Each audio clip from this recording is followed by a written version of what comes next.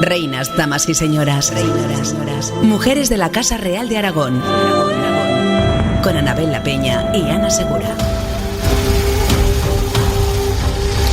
Alfonso III, rey de Aragón, apodado el liberal o el franco, ha pasado en gran medida desapercibido en la historia porque su mandato fue muy corto, de tan solo 6 años. El hijo primogénito de Pedro III el Grande y Constanza de Sicilia se convirtió en rey en 1285 a los 20 años. Falleció tan solo 6 años después, en 1291.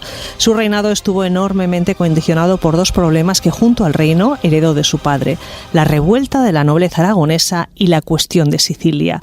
A ellos tuvo que sumar un nuevo frente: Castilla.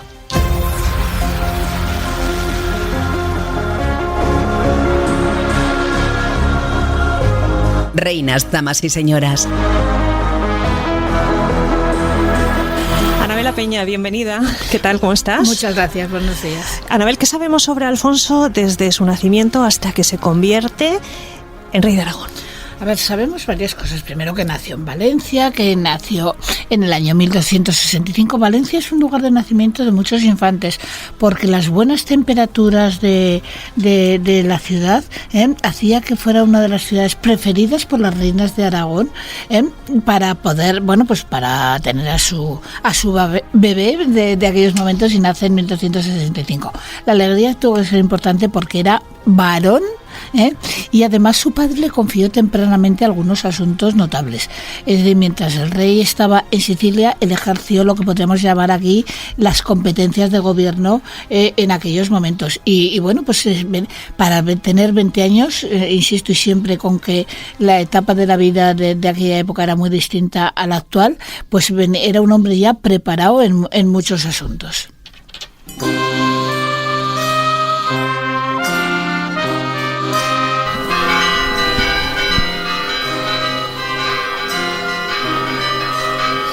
Así podían sonar las campanas del aseo cuando Alfonso se convirtió en rey de Aragón y fue coronado en el aseo de Zaragoza el 9 de abril de 1286. Pero ante él, el panorama que se presentaba, Anabel, era de todo menos sencillo. Es decir, era el reino de Aragón una herencia envenenada. En buena parte sí, porque la enemistad papal que ocasionó la conquista de Sicilia contra la opinión de los pontífices era una rémora realmente importante. Es decir, la dinastía no se vería libre de la condena papal, porque se extendió a Pedro III, pero también a sus sucesores, mientras no arreglaran los asuntos precisamente con el papado. Entonces era una rémora importante. Y luego además había otra posibilidad, y era que en la excomunión que brindó el papado contra Pedro III también influía directamente en los súbditos. Los súbditos no podían obtener licencia de matrimonio, no se les reconocía, eran como inválidos, y eso marcaba de una forma importante. No podían recibir enterramiento en tierra sagrada, etcétera. Es decir, que estuvimos excluidos de los sacramentos de aquella época, por lo menos en teoría. Entonces no era un tema fácil de arreglar, porque Sicilia, el papado, lo consideraba suyo y ponía a quien quería, y había puesto a los Anjou. Era un tema problemático. Mientras aquí en Aragón los nobles tampoco estaban contentos. No, los nobles ya se habían levantado en 1283 contra Pedro III y le hicieron firmar lo que hoy llamaríamos casi la Carta Magna medieval aragonesa, que fue el privilegio general. Pero ahora los nobles se envalentonaron. Si hace 4 años nosotros conseguimos que su padre agachara la cabeza y reconociera las circunstancias que había, vamos a intentar tirar un poco más de la cuerda. Y como tardó tiempo a venir a jurar aquí y a coronarse, y para los aragoneses sentíamos mucho ese hecho. Primero tenía que jurar los fueros y cortes los fueros y actos jurídicos en Aragón, los fueros de Aragón, y entonces aprovecharon para volverse a levantar, volver a exigir tirar todavía más de la cuerda contra Alfonso III. Y que allí cometió un error gravísimo, que cuando se alzaron en la ciudad de Tarazona y demás, dio orden de ejecución de los 12 cabecillas. Y claro, los ánimos estaban bastante enfrentados. Y al final le arrancaron a la monarquía el llamado privilegio de la unión, que suponía que si no cumplía, el rey no tenía derecho, los nobles tenían derecho a deponerlo. Casi y lo nada. firmó, y lo firmó. Luego todo se pasó. Hubo otra revuelta a mediados del siglo XIV con este mismo tema, pero la gente aceptó, la monarquía aceptó el privilegio general, pero ese tremendo privilegio de la unión prácticamente no se tenía que convocar todos los años cortes en Zaragoza para que los nobles opinaran, y no tuvo un efecto importante. Bueno, y pues esto fuera poco, nuestros vecinos, con los que tampoco nos hayamos llevado muy bien a lo largo de los años, Castilla, también aquí tuvimos una actuación un poco complicada en el asunto de los infantes de la Cerda. Sí, a ver, aquí hay dos cosas. Por ejemplo, antes de los infantes de la Cerda querría mencionar simplemente una cosa, que Alfonso III conquista Menorca y la añade a la corona de Aragón. Baleares iba por un lado, Mallorca e Ibiza, y Menorca se conquista ahora a una especie de jefezuelos infieles, musulmanes, que sobre todo eran asaltantes, piratería mediterránea. Y desde luego lo de la actuación en torno a los infantes de la Cerda. ¿Qué es lo que pasaba? Que cuando Alfonso X de Castilla fallece, deja como heredero a su hijo, pero su hijo había muerto ya, en realidad debían pasar a sus nietos. Y en este caso, el segundo hijo de Alfonso X exige que, según el derecho habitual suyo, el tradicional y consuetudinario, debían ser reyes el mismo, el segundo de los hijos. El segundo de los hijos y no los nietos. Y no los nietos. Porque no estaba muy claro en esos momentos, se habían dado leyes, pero no estaban todavía fijadas extraordinariamente. Y ahí se vio la ocasión del rey de Aragón de apoyar precisamente a los pretendientes, a los infantes de la Cerda. Y muy extraño y muy curioso es que el mayor de ellos fuera coronado como rey de Castilla en la ciudad de Jaca. Casi nada. Casi nada. O sea, coronarte rey de un territorio cuando estás en otro reino bien distinto. Claro. Y hubo problemas importantes. Y muy curioso que sea en Jaca y no en Tarazona o en una localidad más próxima a Castilla. La cuestión, como ven, es que la corona de Aragón era en aquel momento un verdadero problema para el nuevo rey. Pero hay una cosa muy curiosa y extraña, Anabel, y es que Alfonso llegaba al trono con 20 años y soltero. Es muy extraño, sí. Es muy raro. Para aquella época, rarísimo. Te advierto una cosa, había habido ya contactos matrimoniales, pero no se habían decidido hacia cuál tirar. Una posible mujer que se barajó, un posible nombre, fue la infanta en esos momentos de Juana de Navarra, pero que al final esta mujer heredó el reino, un reino entero. No iba a ser reina consorte, sino reina efectiva, cuando tenía un añito. A ver quién gobierna con un año. Entonces, bueno, pero también se barajaron los nombres de una princesa inglesa, y la situación se barajaban siempre varios nombres, que podía aportar uno, que podía aportar el otro. No eran tanto por posesiones, sino porque a veces decía, en el tratado que se establecía, yo me caso con tu hija, pero vosotros los ingleses o los franceses no venderéis hierro a otro reino que es enemigo nuestro, no les proporcionaréis caballos. Es decir, una boda llevaba una serie de anexos, además de la boda, importantes realmente. Bueno, que llegar a los 20 años, desde luego, soltero era muy raro, muy, muy raro, porque como hemos contado otras veces, los matrimonios se arreglaban cuando los novios, básicamente las casas reales, eran niños casi de cuna y se celebraban en cuanto físicamente era posible. Y en realidad no es que no hubiera planes para él, como nos contabas, Anabel, el padre de Alfonso, Pedro el Grande, y aún antes su abuelo Jaime el Conquistador, habían empezado a hablar de un enlace del heredero nada menos que con Leonor de Inglaterra. Jerónimo Zurita lo cuenta así. Por este tiempo estaban las cosas del rey Pedro III en muy estrecha necesidad y en grande peligro, procediendo el Papa contra él a privación de sus reinos y teniendo tan provocada la sede apostólica y tan injuriada y ofendida la Casa de Francia. Y visto en cuánta aventura tenía no sólo lo de Sicilia, que estaba tan lejos, pero lo de su propia casa y reino, con grande prudencia y maña, trató muy estrecha confederación y amistad con Eduardo, rey de Inglaterra, mediante el matrimonio del infante don Alfonso, su hijo primogénito, y de Leonor, hija del rey de Inglaterra. Pues al parecer los ingleses estaban contentísimos con esta boda, pero a veces, ya saben cómo son las cosas de la vida, las cosas se complican y por demás.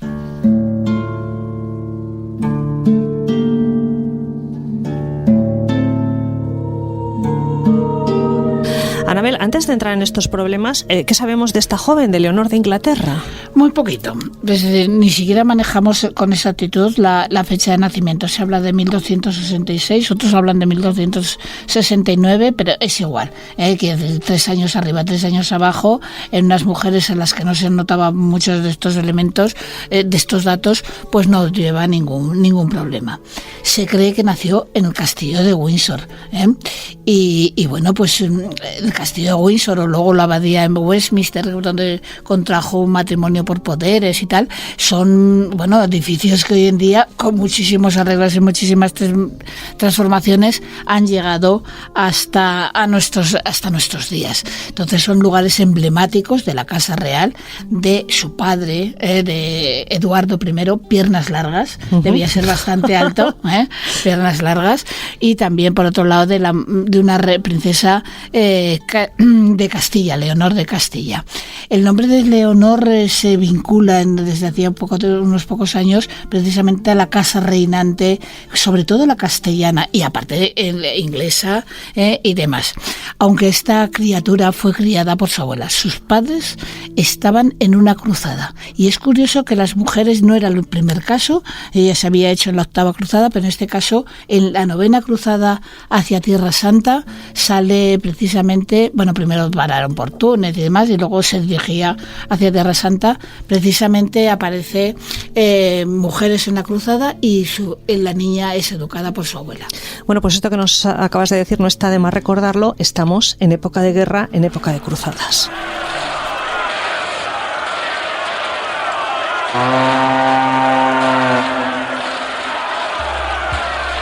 Claro, y esto nos lleva a Anabel a hacer un alto en el camino, porque no estaría de más que miráramos de nuevo el mapa. Y es que muchas veces tendemos a interpretar algunos hechos o situaciones históricas sobre los mapas actuales, y en este caso conviene que nos detengamos sobre un mapa distinto, el de la Europa de la segunda mitad del siglo XIII y las posesiones de Inglaterra en las tierras peninsulares. En las tierras europeas, en el territorio europeo.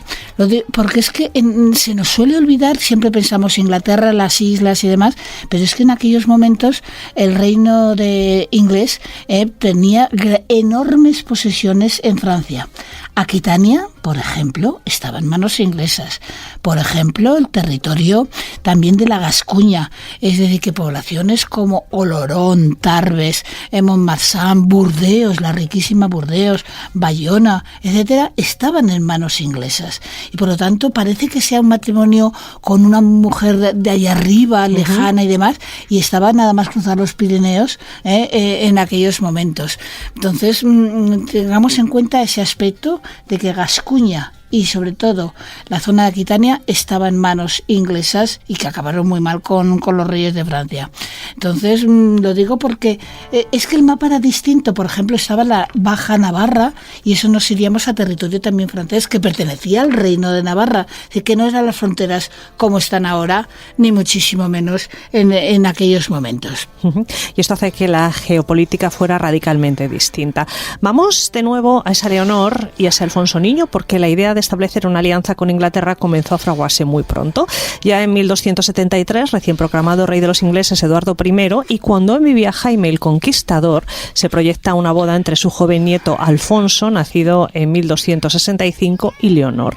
Lo habitual, Anabel, habría sido que la niña, que entonces tendría entre 3 y 7 años, hubiera crecido en Aragón, pero no fue así. La prometida se quedó con su familia en Inglaterra. ¿Por qué?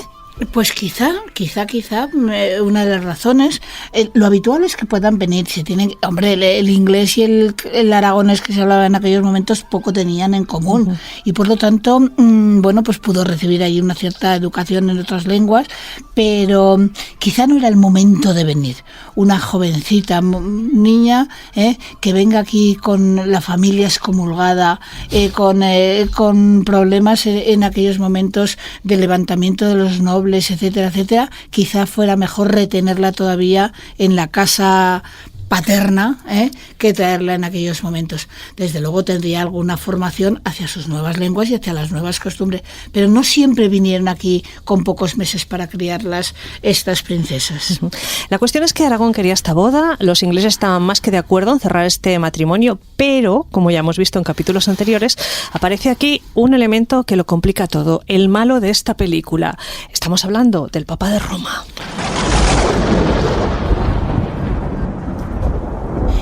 Y Jerónimo Zurita lo cuenta así. Y vino el rey Eduardo en lo de este matrimonio con gran voluntad por confederarse con el rey don Pedro, habiendo determinado de romper del todo con los franceses. Teniendo de esto noticia el Papa, que no pensaba ni trataba en otro negocio, sino en perder y destruir al rey de Aragón, procuró desviar de este propósito al rey de Inglaterra, encareciéndole las ignominias e injurias con que había tenido presunción don Pedro de Aragón de ofender a la Santa Madre Iglesia, y cuán enormes y graves eran las ofensas con las que perturbaba, ocupándole tan temerariamente la isla de Sicilia. Pues la cuestión es que el Papa sacó la artillería pesada y afirmó nada menos que de tal ayuntamiento como este no se había de juzgar por matrimonio, sino por ilícito contubernio. Jerónimo Zurita recoge perfectamente los detalles de la intervención papal de ese año para deshacer las negociaciones nupciales. Juntamente con estas amonestaciones, le requería y exhortaba a que considerase atentamente que no le convenía ni era decente contraer parentesco con un enemigo y perseguidor manifiesto de la Iglesia, y que si esto se efectuase, daría de ello a nuestro Señor muy estrecha cuenta, y provocaría a él y a la Iglesia gravemente, y no se podría permitir como cosa que era contra Dios y contra los estatutos de los sagrados cánones, y que sin dilación revocase lo que estaba sobre este negocio acordado. Bueno, pues esto era muy gordo, ya no solamente estaba excomulgado, sino que la cosa iba más allá. Sí, y detrás de todo esto, Sicilia. Claro, siempre Sicilia. Es que el Papa juega con unas armas, y sobre todo en la época medieval, por ejemplo, legitima matrimonios, todas las casas reales estaban emparentadas unas con otras. Y cuando al Papa le interesaba un matrimonio entre dos casas reales, levantaba las censuras que pudiera haber. Y cuando no, como era su enemigo y no quería que Aragón se reforzara, lo que hacía era mencionar al posible matrimonio que hubiera con Inglaterra, contubernio, ilícito contubernio. Entonces el Papa legaliza, el Papa autoriza matrimonios en grados de parentesco importante, el Papa puede negar, lo decíamos uno de estos días pasados, permite o deniega el enterramiento en tierra sagrada, los sacramentos. Un rey excomulgado es un rey al que no hay que obedecer por ley, porque está fuera de la Iglesia. Entonces juega con un arma de doble filo, tremendo. Entonces ese es el problema que tenemos en aquellos momentos. Sicilia siempre.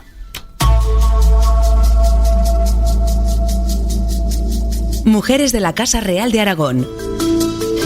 Claro, en esta película nosotros, el rey de Aragón, somos los buenos, para eso lo estamos contando en Aragón Radio, pero lo cierto es que no éramos tontos. Y Jaime I y su hijo Pedro II algo debían olerse, porque mientras andaban negociando una alianza diferente, casar al infante Alfonso, y lo comentabas antes, con la princesa Juana de Navarra. Este intento fracasó y Aragón volvió de nuevo los ojos a Leonor de Inglaterra. ¿Cómo puede ser esto? ¿Cómo pueden estar negociando a distintas bandas?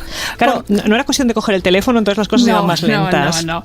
Entre que mandabas a tu enviado, les llevabas la propuesta aragonesa, te devolvían la contestación. La verdad es que, y más si había que cruzar hasta la isla de Inglaterra, etcétera, la verdad es que se complicaba todo bastante en aquellos momentos. Y sobre todo, la gran cortapisa era que la familia real aragonesa estaba excomulgada en aquellos momentos. Entonces había que luchar precisamente, pacificar, buscar una solución que no llegó hasta 1291.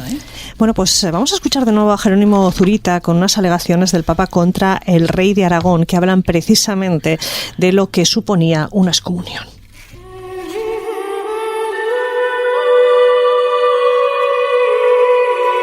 alegaciones del Papa contra el rey de Aragón.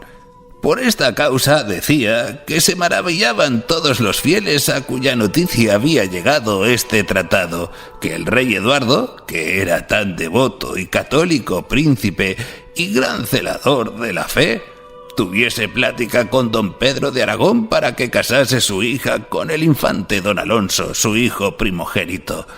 Y afirmaba el Papa recibir de esto en su ánimo gran turbación desde que vino a su noticia, y decía que debiera considerar que de aquello resultaba gran deshonra a toda su casa real y era en detrimento de su gloria, pues no se podía cumplir sin notable ofensa de la majestad divina y con gran escándalo de los fieles, y en manifiesto menosprecio de los sagrados cánones. Pues a pesar de todo esto, el rey estaba por la labor y la madre Leonor de Inglaterra, Leonor de Castilla, siempre apostó por el matrimonio de su hija con el aragonés. Así que, aunque pueda parecer mentira, al morir el rey Pedro III y ascender al trono Alfonso en 1285, aún se hizo un tercer intento que conocemos gracias a un documento que se firmó en la localidad francesa de Oloron-Saint-Marie. Ramón Montaner cuenta cómo fue este encuentro.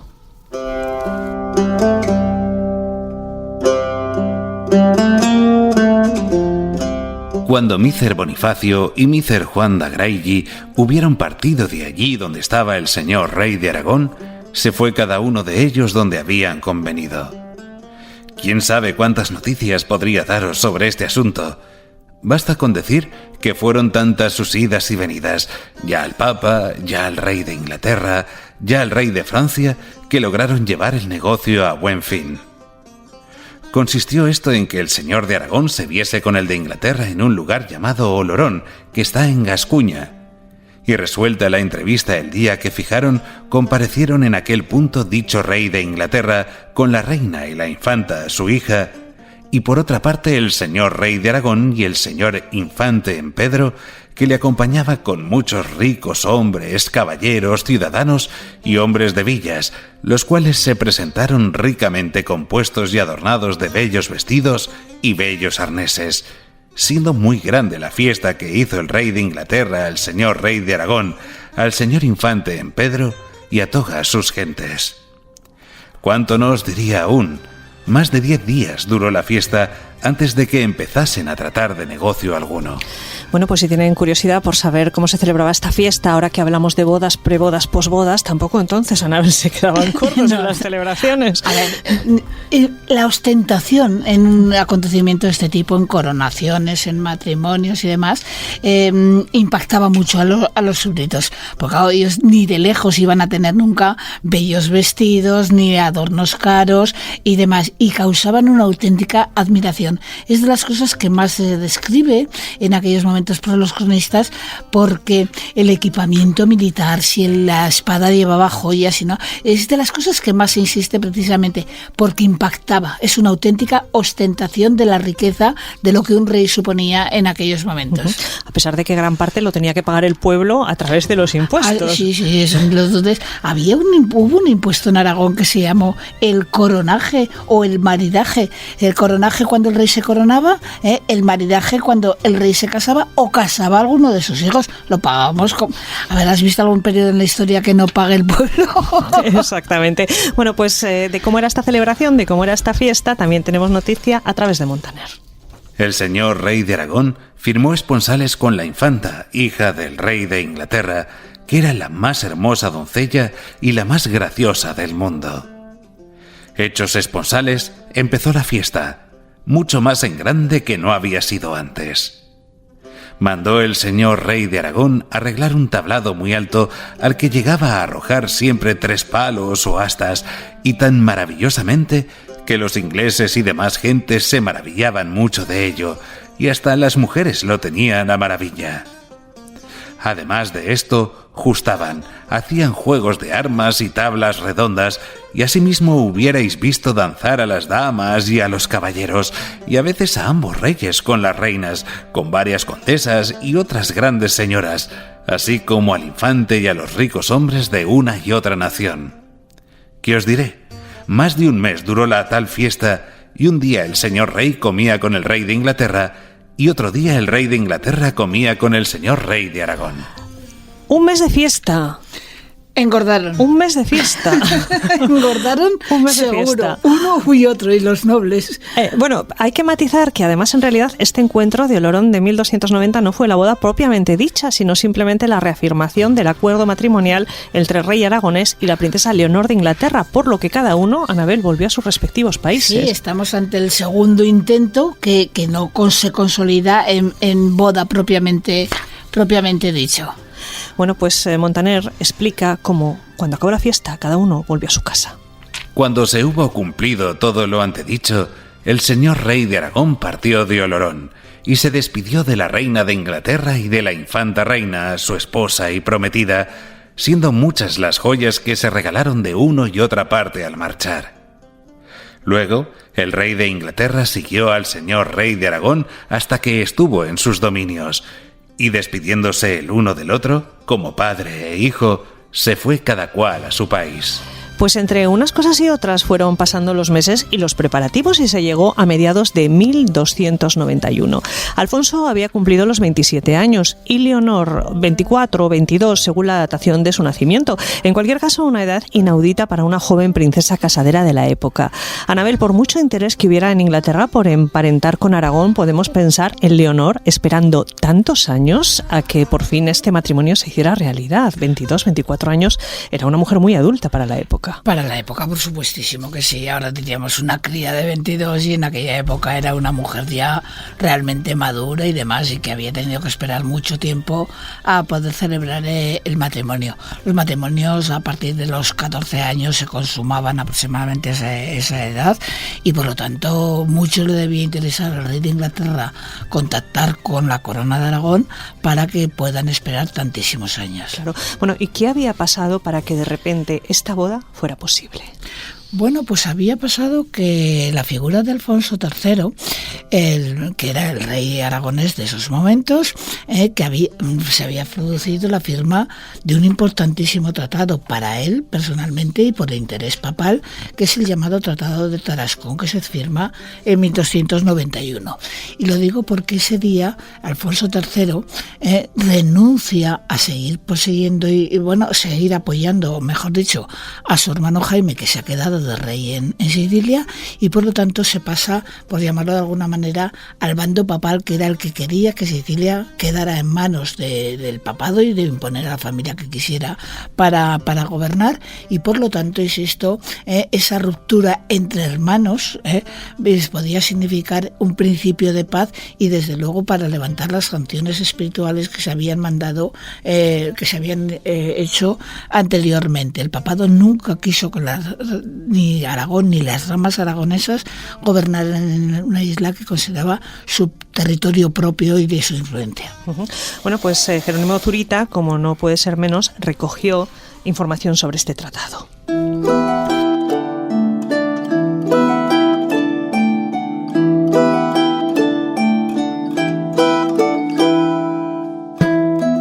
Primeramente, por lo que tocaba a la obediencia y satisfacción de la Iglesia, el rey de Aragón había de enviar con solemne embajada a pedir venia y misericordia, si en algún hubiese ofendido a la sede apostólica, y para prestar en manos del Papa juramento que sería obediente a sus mandamientos. Y con esto, el Papa luego le había de recibir como devoto de la Iglesia, y de allí adelante ni él ni el rey de Francia no habían de hacer guerra, ni procurarla contra el rey de Aragón, ni su tierra, ni permitirla que fuese movida por otro príncipe, si no fuese evidente la culpa y muy perjudicial. Bueno, pues solucionado el tema del Papa, el enlace de Leonor y Alfonso se fijó para el 15 de agosto y se celebró por poderes nada menos que la abadía de Westminster. Ahora solo faltaba la ceremonia y, por supuesto, el encuentro de los novios. Así que mientras los embajadores de Alfonso III acudían hasta Gascuña para cobrar la dote, una comitiva se dirigía a la frontera para acompañar a la novia hasta la ciudad de Barcelona, donde se estaban preparando los festejos para recibir a Leonor y celebrar la ceremonia oficial y definitiva en dicha ciudad. Zurita nos lo cuenta así. Mas porque el matrimonio suyo y de Leonor, hija del rey de Inglaterra, se había luego de efectuar, envió desde Barcelona, en principio del mes de mayo, a Berenguer de Belvis, sacristán de Vic, y a Juan Zapata, justicia de Aragón, y a Guillet Dufort, para cobrar del rey de Inglaterra el dinero que se había prometido en dote. Y después, a 20 del mismo, partió don Ramón Folch, vizconde de Cardona, con muy gran caballería para acompañar a la reina desde la raya de Gascuña.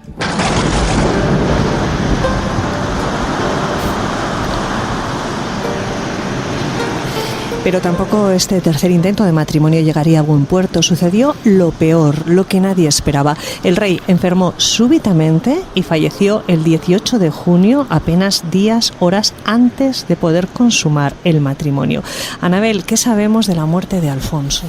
Pues que parece ser, por los textos que nos han quedado, que fue una enfermedad repentina, absolutamente, que derivó en el fallecimiento del monarca, pero probablemente porque salieron esos bultos, esos landres que se denominan, y que se tuvo que producir una infección generalizada de su cuerpo y falleció inesperadamente, y nos dejaba además con problemas. No tenía en esos momentos descendencia, no estaba casado, no tenía descendencia regia, y por lo tanto nos dejaba ahí un problema francamente importante. Además falleció en 4 días. 3 o 4 días. Literalmente, sí. 4 días. Bueno, Zurita también recogió estos hechos. Aparejábanse por esta causa en Barcelona grandes regocijos y fiestas, y el rey se comenzó a ejercitar en torneos y justas y juegos de cañas. Pero no pasó un mes que en el mayor furor de las fiestas fue salteado de la muerte, que turbó no solamente la alegría general de sus reinos, pero la paz universal de toda la cristiandad, tantos años antes debatida y procurada, con gran turbación y espanto de las gentes, que representaba un nuevo temor. Porque después de las fatigas y daños que en las guerras pasadas padecieron estos reinos, al tiempo que salía a luz con esperanza de tranquilidad y bonanza, luego se oscureció y volvió en tinieblas. Murió este príncipe en 3 días, en la flor de su juventud, en edad de 27 años, de una landre, en Barcelona, a 18 de junio de 1291, y fue sepultado en el monasterio de los frailes menores de aquella ciudad con hábito de San Francisco. A ver, el convento de San Francisco, que ya no existe, que desapareció en el siglo XIX de la ciudad de Barcelona, fue uno de los lugares de panteones reales de aragoneses, de nuestros monarcas y de sus mujeres, más importantes que hubo en aquellos momentos.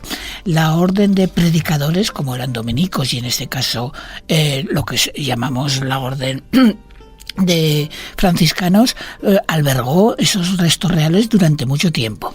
Luego, cuando se destruye ese monumento, ese convento en el siglo XIX, los restos tuvieron que ser llevados a la catedral, y hoy en día los podemos encontrar precisamente en tumbas bastante modernas, hechas en el siglo XX prácticamente, porque no podían los restos reales ser esparcidos, así como pobletos antes que se han conservado in situ. En este caso nos encontraremos con que esa orden de predicadores albergó muchísimos restos reales. Claro. Bueno, hace referencia Zurita a que fallece de una landre. También Ramón Montaner, lo vamos a escuchar enseguida, habla de un landre. Vamos a escucharlo enseguida y nos explicas, Anabel, qué sabemos sobre esta enfermedad. Debía cumplirse, por consiguiente, dentro de pocos días, el matrimonio de la infanta, hija del rey de Inglaterra, con el señor rey de Aragón. Pero nuestro señor quiso mudar de otra manera la marcha de todo cuanto se había tratado en Tarascón. Así sucedió en Barcelona, que cuando se hacía la mayor fiesta y se ejecutaban las mayores diversiones y pasatiempos, plúgole a Dios que el señor rey en Alfonso cayera enfermo de un landre que le nació en el arranque del muslo. A pesar de esto, no se abstuvo dicho señor de lanzar a tablado ni de tomar parte en los ejercicios de amas, puesto que en tales hechos era el más atrevido que hubiese en el mundo, y despreciando el mal referido, vino a suceder que se le mezcló calentura, combatiéndola por espacio de 10 días, con tanta fuerza que a tenerlo cualquiera otro hombre de seguro hubiera muerto. ¿Qué es un landre o un alandre? Viene a ser como que viene a ser una especie de tumor que produce fiebres muy muy altas que puede reventar. Es decir, yo pienso que es eso, un tumor en una zona donde los tumores aparecen todavía en la actualidad frecuentemente, que es la ingle en concreto, y bueno, pues realmente se come el cuerpo humano en el sentido de fiebres importantes, o por otro lado infecciones importantes, y causó la muerte casi inmediata. Claro. Bueno, Ramón Montaner ya hemos contado en ocasiones que es contemporáneo, que él escribe lo que está viviendo en aquel momento, y también menciona los últimos momentos del monarca y los describe minuciosamente, pero añade un detalle que hoy sabemos que no es cierto, y es la ausencia de relaciones amorosas en la vida del monarca. Sintiendo el señor rey que su enfermedad se había agravado, hizo con gran diligencia su testamento, y una vez y otra se lo mandó leer y examinó su contenido. En él dejaba el reino a su hermano, el señor rey Jaime, rey de Sicilia, y su cuerpo a la orden de los frailes menores de Barcelona. Pasó a mejor vida a 18 de junio del año de nuestro Señor Jesucristo, 1291. Tal y como había mandado dicho señor, fue enterrado. Dios por su merced haya recogido su alma. Y no hay que dudarlo, pues podemos estar ciertos que se halla con Dios en el paraíso por haber marchado virgen de este mundo, porque es de saber que jamás se cuidó de hembra alguna, antes al contrario. Su idea era mantenerse virgen hasta tener mujer propia, y en este caso prescindir también de las demás. Anabel, hemos contado en alguna ocasión que Montaner tiende a edulcorar los hechos y sobre todo a dotar a los reyes y reinas de Aragón de un halo. Sí, un halo de santidad. Eso incluso. Es. Y esto tiene que ver con eso porque se ha confirmado que Alfonso sí que tuvo algún hijo ilegítimo. Sí, no sabemos si llegó a nacer, pero sí que está en sus últimas voluntades. Lo que hizo Alfonso III fue encargar a su hermano que cuidara de una mujer llamada Dulce y del hijo que estaban esperando. Por lo tanto, no llegó a consumar el matrimonio regio, por decirlo de alguna manera, pero sí había tenido relaciones sexuales con esta mujer, puesto que estaba embarazada. Lo que pasa que no debía ser una mujer. Sabemos que, creo recordar que es hija de un ciudadano de Barcelona, entonces no era de la altura de una princesa, de una futura para ser reina, y entonces nos encontraremos con que sí que dejó dispuesto que se la atendiera. No sabemos dónde la había conocido, qué había pasado con ella, no sabemos si siquiera si llegó a nacer esta criatura o falleció en el momento del parto de su madre, etc., con el parto de su madre. Entonces la verdad es que no sabemos porque no vuelve a aparecer ninguna mención.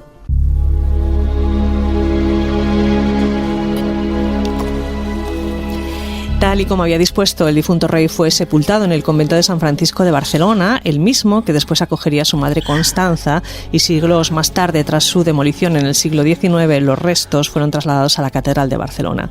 Podemos imaginar la situación de Leonor tras esperar tantos años a una boda prometida desde la infancia. Tras varios intentos fallidos, cuando por fin llega el momento, se celebran las fiestas previas, se prepara su viaje a Barcelona para por fin convertirse en reina de Aragón, esposa y cuanto antes madre, y recibe la terrible noticia de la muerte de su prometido. Anabel, ¿qué fue de ella? ¿Qué fue de Leonor? Bueno, pues tenía ya unos años, como hemos comentado antes, y para aquella época eran muchísimos años, y por lo tanto se procedió a casarla con un personaje del norte de Francia, de territorios franceses, y bueno, pues simplemente acabará muriendo y será enterrada en Westminster porque pertenece a la familia real. Si no hubiera sido considerada un personaje importante, no hubiera ido a Westminster. Eso nos pasó una vez con una infanta aragonesa, Catalina de Aragón, pero ya en el siglo XVI. Como si para Inglaterra se la considera princesa viuda de Gales y no reina, entonces la mandan a otro lado, a Peterborough, para ser enterrada. Sino en Westminster están los reyes, los gobernantes, los principales personajes.